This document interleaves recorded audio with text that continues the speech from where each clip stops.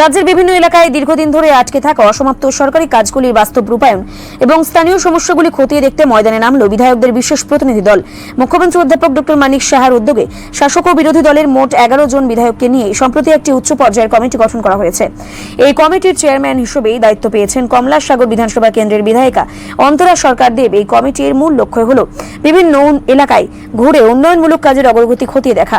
এই উদ্দেশ্যকে সামনে রেখে শনিবার সকালে কমিটির চেয়ারম্যান অন্তরা সরকার দেবের নেতৃত্বে শাসক ও বিরোধী দলের মোট 8 জন বিধায়কের এক প্রতিনিধি দল কমলাসাগর বিধানসভা কেন্দ্রের বিভিন্ন এলাকায় এক ম্যারাথন পরিদর্শনে বের হন।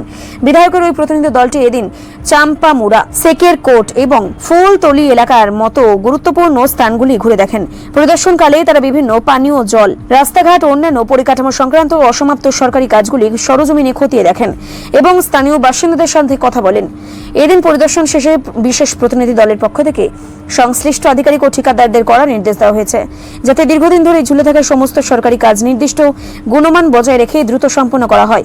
কাজে কোনো ধরনের গাফিলতি বরদাস্ত করা হবে না বলেও স্পষ্ট করে দেওয়া হয়। বিধায়কদের এই গুরুত্বপূর্ণ পরিদর্শনের সময় তাদের সাথে স্থানীয় পঞ্চায়েত প্রধান, উপপ্রধান সহ প্রশাসন, অন্যান্য আধিকারিক ও জনপ্রতিনিধিরা উপস্থিত ছিলেন। শাসক বিরোধীদের বিধায়কদের এই যৌথ উদ্যোগকে সাধুবাদ জানিয়েছেন এলাকার সাধারণ মানুষ।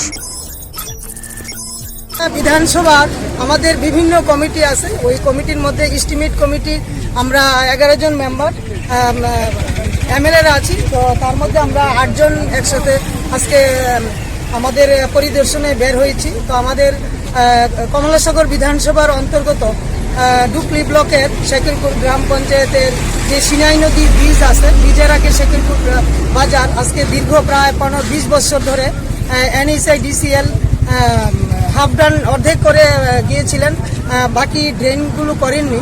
তো আজকে আমাদের যেই কিছুদিন আগে যে কমিটি হয়েছে, তো আমাদের রাজ্যের জনপ্রিয় মুখ্যমন্ত্রী শ্রদ্ধেয় ডক্টর প্রফেসর মানিক সাহাজির আমাকে যে গুরুদায়িত্ব দিয়েছেন যে এস্টিমেট কমিটির চেয়ারম্যান হিসাবে, সেই চেয়ারম্যান হিসাবে আজকে আমরা প্রথম আমার এস্টিমেট কমিটি প্রথম আজকে আমরা নতুন ফিনান্সিয়াল ইয়ারে আমরা বের হয়েছি। তো আজকে আমরা সিনাই নদীর প্রাঙ্গণে তীরে আছি। তো শেখিরপুর গ্রাম পঞ্চায়েতের যে হাফ ডান NHDCL কভার ড্রেন করেননি, ড্রেন অর্ধেক করেছিলেন।